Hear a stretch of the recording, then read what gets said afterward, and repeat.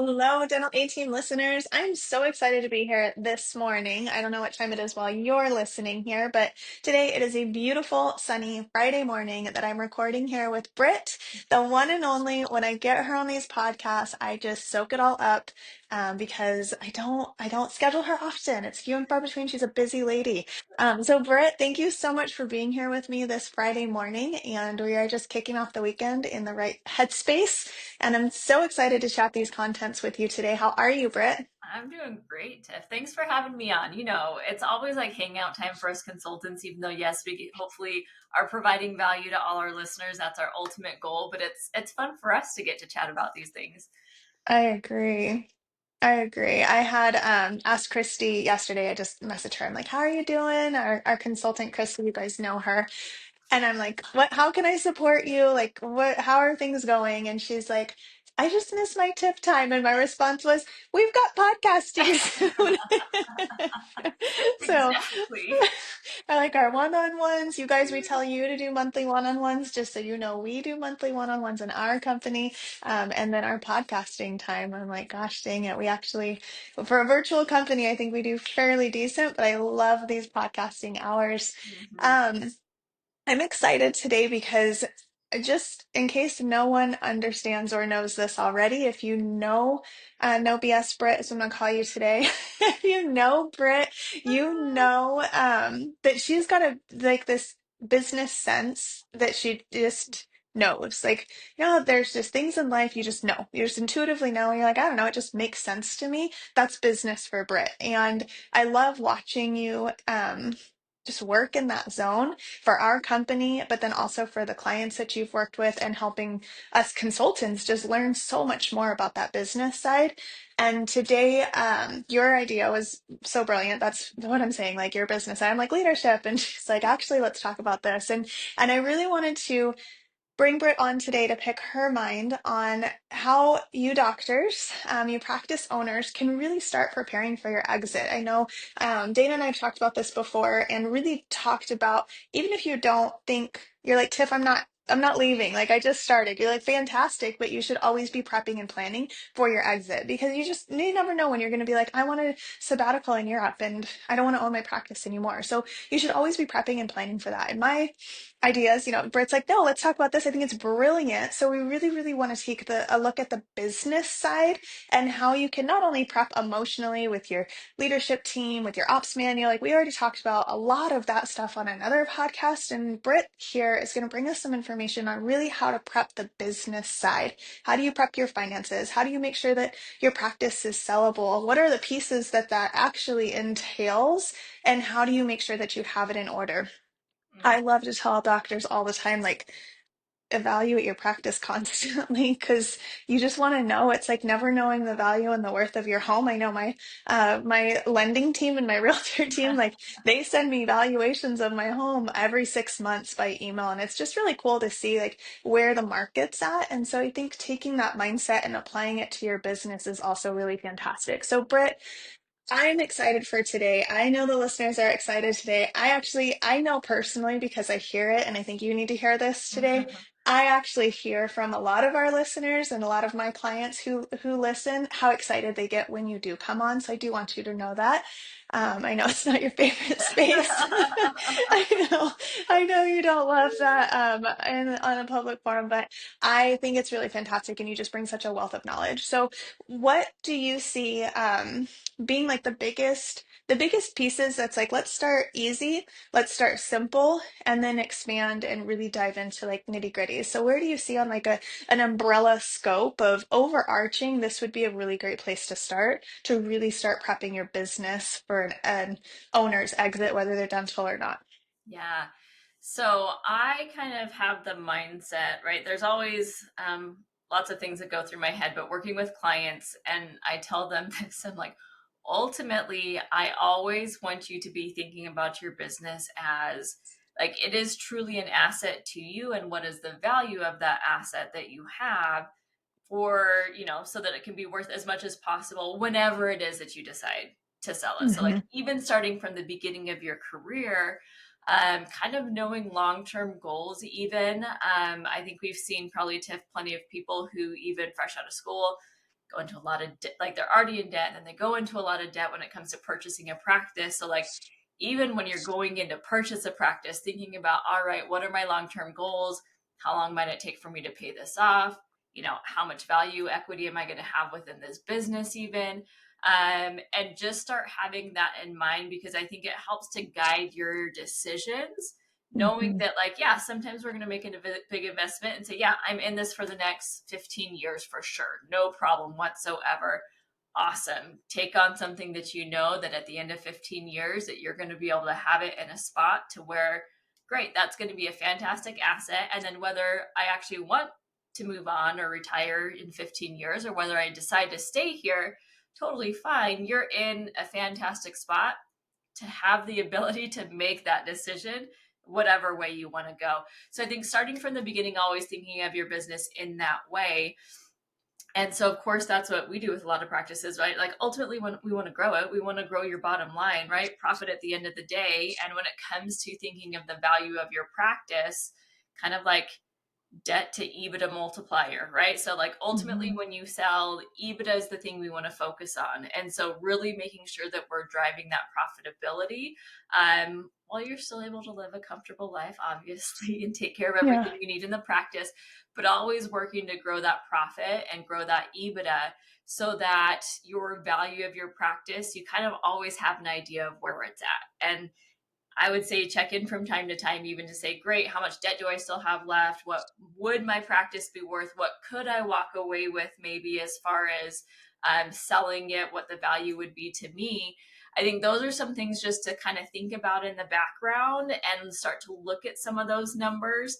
The other thing I think it comes down to is sometimes I'll have clients come to me, or even on sales calls come in, and they're like, well, I think I want to sell. I'm not sure. I want to be able to retire. And I'm like, have you do you know what you need to retire? Like, do you know what you want that life to look like? Because honestly, that's even the first step. So I know, all right, will hmm, the value out of this practice that I will have in 15 years based on what I've paid off, what it's potentially worth, is that enough for me to have the life that I want? Or am I going to get that point and be stuck? I think that's ultimately, I don't want anybody to feel like, oh my gosh, I'm stuck and they have to keep going and they're not happy. I want you to be happy in the position and feel like you've got choices. So I think that kind of overarching view of things. So ultimately, always think about your business as an asset, right? Make decisions accordingly financially on that end.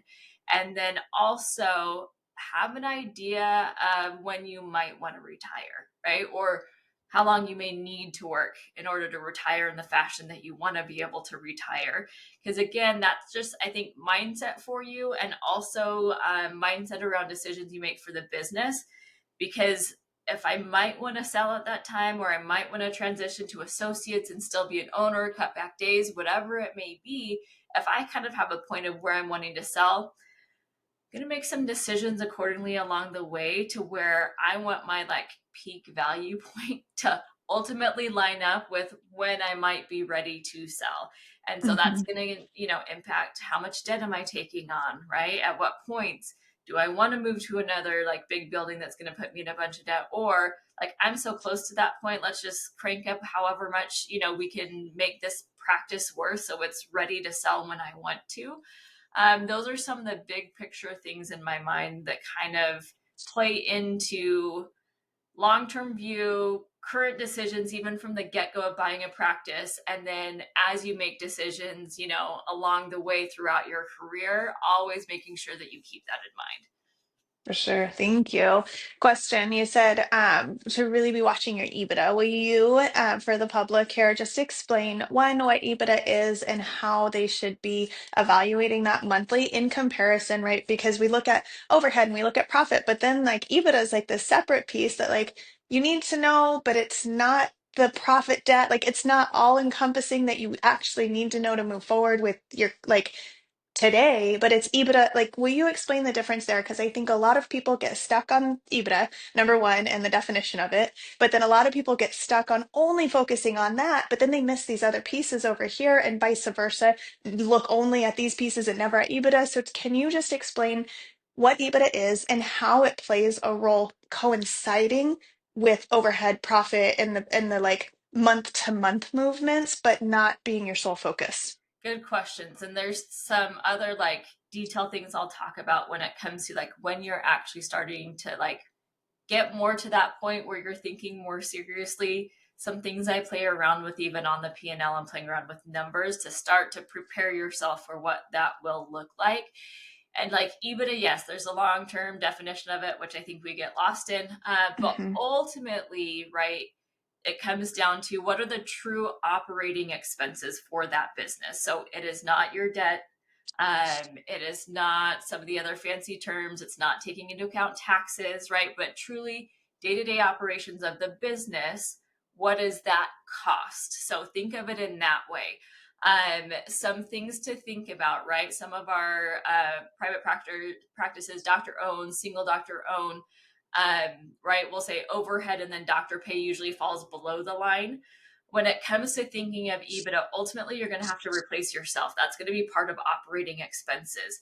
And so that's where I'm like, all right, when you start really thinking about it, shift some things around because like your, things that you might have running through the business that you like perks of being a business owner that you pay for through the company, along with your, accountant's advice that you're following those rules. I start to pull those things out because that's not really within your overhead. And then I start moving above the line as if you are paying yourself as an associate because Okay. that's going to be an expense of running the business, which is going to give you a good idea of like what are the true operating expenses. And then depending on kind of what route you want to go, whether it's like, hey, I'm prepping to sell, then great, let's work with your accountant, clean some things up ahead of time, clean them up. So then you've got good financial statements when you go into the actual like true valuation phase of getting ready to sell, that it's all like really clean and easy for them to see what the EBITDA is and what the value of the practice is going to be. And so you might need to shift some things around and work with your accountant so that you're prepped for that. So it's not like, oh, a month ago you started moving some stuff around and it looks kind of sketch. So let's get ready for it farther ahead of that. Um, and then also knowing what direction you want to go. So whether it's just you that you're going to have to replace, so moving you above the line, paying you as an associate above the line technically. And then if you're wanting to say, hey, what if I replace myself? And these are even some numbers that I also just recommend you play around with just to know your options. So it's not yes, there's feelings, but like Hmm. also make a smart decision behind like the financial pieces on it as well. So if you're saying, hey, what if I did just bring on an associate, right? And even have them just run it and take my place. And yeah, I run some of the business stuff. All right, well, what if I paid myself as a CEO of the practice and then paid an associate? Like, what would my numbers look like in that scenario? Or if it's like, yeah, I'll run it, I own it, I'll just pay an associate and then I'll just take distributions. What might that look like if I go that route? So that's where I like to ahead of time, and even sometimes way ahead of time, I tell doctors, just because you start like looking at some of this doesn't mean that you have to make a move. Because Hmm. I'm not sure, but I'm like, I like you to know your options. And again, I don't like you to feel stuck. So know your options, know what you can or can't do on your personal and financially, what needs to be done. And then look at the numbers and be smart from there. So yeah, EBITDA gets scary. Work with your accountant. They can kind of help you with some of that, but really think of it as what does it take to run the business? That's ultimately what we're looking at when it comes to that overhead expense and playing around and looking at EBITDA. Awesome. Thank you. I think there's a few pieces in there that I want to acknowledge for purposes of like professionals. You're mentioning accountants, things like that. There, a lot of the stuff that you've mentioned, I think there's three professionals I can think of off the top of my head immediately that are going to be key in making sure that you are lining things up correctly. Because, like you said, it could, even if you're doing it for 6 months, they still could be like, well, why are you doing this? Right? So it's kind of like when you go to buy a house and they're like, well, where did this money come from? And you're like, well, my grandma gave it to me because I was buying a house. And they're like, ah, that's weird. So can you afford the house? Right. So Uh-huh. it's kind of like that, where it's like, well, where did this come from? So the three professionals I can think of, right? Number one, consultant, obviously, because they're going to be able to, like Brittany's doing right now, right, steer you in the right directions and give you advice off of things that we've seen before, we've done with practices before, and really be able to do the checks and balances on all spectrums. But then you have your accountant, your CPA, your lawyer, right? All of that space right there, that accountant, CPA, they're going to be able to tell you what it needs to look like. And I guess there's probably four, right? Because then you've got your broker to do your valuation, you've got Mhm. your valuation team there. But then also, I think a financial planner would be really, really beneficial in all of this Mhm. because they see your finances from a different point than the CPA does. So when you combine a CPA and a financial planner, I feel like that's the magic sauce because the CPA is like, black and white, like this is what it looks like. And a finance planner is like, well, if we play with it like this, like we could Mhm. make it look like this. And then doing it in conjunction with your CPA really can like level some of those things out. But then you also mentioned, Britt, making sure earlier Mhm. that you know your retirement and like the length of time that that is. So your financial planner, your CPA can help with that, absolutely. But Mhm. I think from a financial planner standpoint, they have better resources and tools than the CPA actually has access to. And so when you plan for that and then you work with your CPA, you plan for your retirement, you're like, okay, this is what it needs to look like. My financial planner's got that. My CPA is going to make sure that that money gets to my financial planner because she's making sure that it's all coming in. I think all of those spaces right there really help to dial that in. And then with the going back to the EBITDA, I wanted to get that out there because I know there's a lot of spaces that people are like, wait, who would do this for me? Is that you? And I'm like, I don't do that, but I can tell you who to go to. Right? Yep. So those are the people I would tell you to go to if you had asked us. Now, going back to the EBITDA, you mentioned, Britt, a few times, pay yourself as an associate. And I wanted to clarify on that because when you're owner doctor, you're like, this is my collections. Everything is your collections, right? Everything that goes into your QuickBooks, everything that goes into your account is your collections because you own the practice. But to clarify, with paying yourself as an associate, how would you pay an associate, right? You're not going to pay an associate based off of what hygiene has allocated over to them or what you have allocated to you. So you're going to look, and correct me if I'm wrong, Britt, but when you say that, my brain says, okay, I'm going to pull my production. So if I'm the operating doctor, right, I'm going to pull my production and my collections separate from the practice full collections because that's what I would be paying an associate on would be that 20% or not 20 probably, sorry guys, 32% or Very. whatever. Sorry associates, I do love you, but 20% popped in. But that 30%, right, of my produced collections, Mhm. right?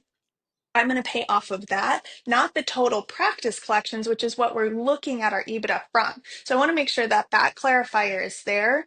And that's what then would go like, quote unquote, above the line to see. So I think overhead, we talk about being like your true overhead is if you sold the practice, this is what a doctor would take on. So it's not including your loans, it's not including your owner pay, but then your EBITDA to say like what they need to collect to be successful would include that doctor associate pay. Is that right, Britt? Am I Yep. So you clarifying that okay? are accounting wise, accounting for yourself. And yes, just you based Yeah. on your collections, right?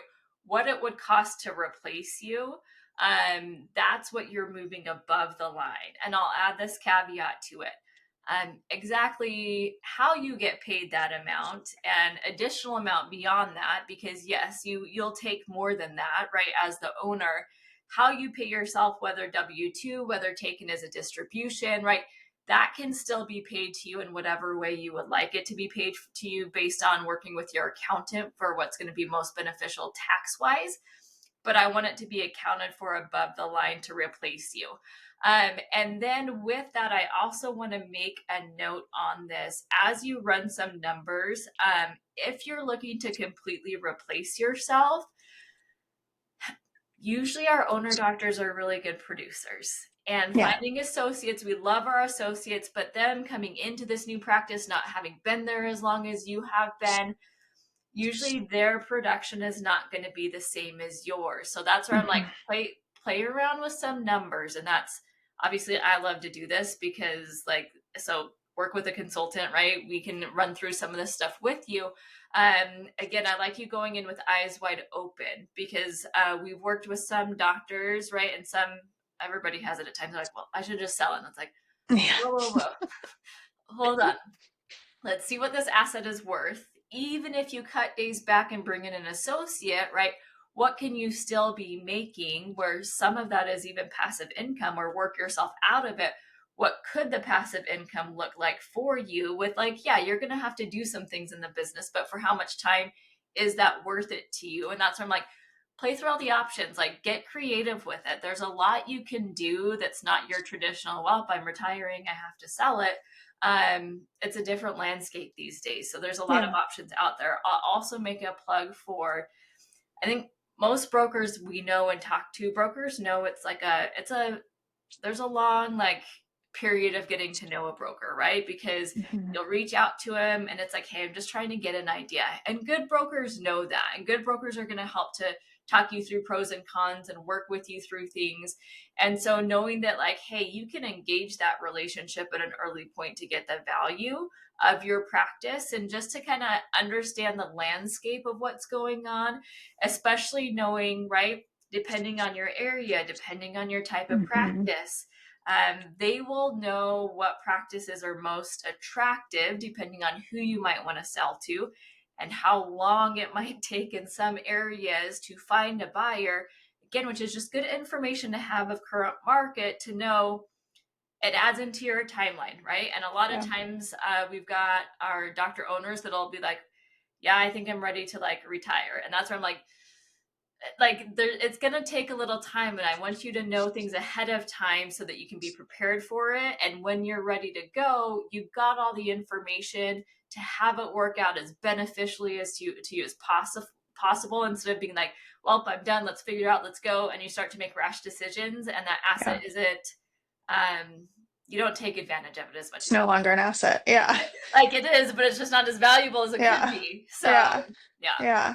I think that's great advice. So, I'm thinking like, because I have had that where doctors are like, I'm done, I'm out, I got to get out of this. Like, I'm like, well, if you're in the gotta get out of this phase, like, that is just not the place to be living in, for either side, right? Like, you need to get out of that. I see that, but also if you're offloading the practice, like, this could be a really sketchy situation. So, I think for dentists and practice owners or business owners in general, I earlier, right, when we first started, you said always think of the long game. So I think when you think you're 5 to 10 years out from retirement, like your financial planner should have this information. When you should know when is a good time frame for you to retire. And when you're 5 to 10 years out from that, I think this is right when you should start moving all of these pieces into place and at least have that knowledge, because you don't want to even get 2 years out and be like, all right, Tiff, I got 2 years. And I'm like, shoot, we got a lot of stuff to squeeze into 2 years. Like I think it just takes more knowledge, and you really want to go into it from the sounds of all these pieces you put together today, Britt. Thank you for that. It sounds like you just want to go in with the most amount of knowledge possible to make the best decisions possible, because they're no longer an emotionally based decision. Now they're a black and white, this is what's best for me emotionally, physically, mentally, financially decision, because you've gathered so much information. And it helps So, on the emotional side of things, right? yeah. Sometimes even just knowing, hey, if I go 5 more years, right, the value difference of this is going to be XYZ. Is that worth it to me? Right. Yeah. And it may not be, or it might be, right? So again, it just kind of, and sometimes I'm like, for that, yeah, I can do 5 more years for that Yeah. dollar amount. So yeah, it just helps you to be able to make the wisest decisions, I think. I love it. Thank you. So, if we had to give them 3 steps that they could take today to push forward towards just even the knowledge, what do you think those top 3 items would be? Yep. I would say have an idea, and it doesn't have to be set in stone, of when you might want to retire or start to step back from the practice. I think that would be number one thing. Which along with that then comes like knowing what you need to retire. So like Hmm. plan for that. Have an idea of a time frame. Again, it doesn't have to happen, but you've got an idea of that time frame. I think make sure you're looking at your financial statements and looking at it not only from a sense of overhead, but look at it from a sense of value, right? So looking for that EBITDA, what's that Okay. profit kind of number? What is the value of the practice? And then use that information to help make decisions in the practice. So you don't find yourself in a situation, well, I've made so many, like I've gotten in debt on so many things. Even if you sell the practice, you've still got your debt that you need to pay, Hmm. so that you can make smart decisions with it. I think those would be my top 3 things. And then as you get closer, right, to the time when you're like, I'd like to know the value just because I'm probably heading towards that within the next decade, even. Then there would be some other steps. But that would be my main three for anyone, no matter what stage you're in, going into buying a practice, having owned it for a while. Those would be my top three. Awesome. Thank you. You bet. You guys, this was chock full of a ton of information. I hope if you're driving, you have saved this or you do save this so that you can go back through and take some notes. If you weren't driving, I hope you were feverishly taking notes because there was just a ton of information here. Thank you, Britt. I knew you would come to the table with just so much with that business brain of yours. So you guys go take a look at these pieces. And if you've done some of them and you're past those 3 steps we just gave you, then pull out other steps from this conversation. Make sure you've got those professionals on your side. Make sure that you reach out when you do need help. Or you guys, if you ever need a recommendation for professionals too, we work with a lot of companies side by side, simultaneously, like with them. We talk with them on behalf of clients and with clients. And so just know, like, we have these resources for you. Just reach out and we are happy to help you. As always, come stop by if you're not yet a client of ours or you're just looking for information on your practice, on goods and the bads and the hot ticket spots. Our team is always here to help really dial in biggest issues or biggest spaces of work for you, whether you're a client or not. So please reach out. Hello at thedentalyteam.com or thedentalyteam.com. You can sign up right there as well to chat with our team to really just evaluate where you're at with your practice. And as always, leave us a 5-star review. We love to hear how much you enjoyed this content, and we love to see what you enjoyed the most of so we can recreate that and continue on those paths. So everyone, thank you so much. Britt, thank you so much for being here with me today, and we'll catch you guys next time.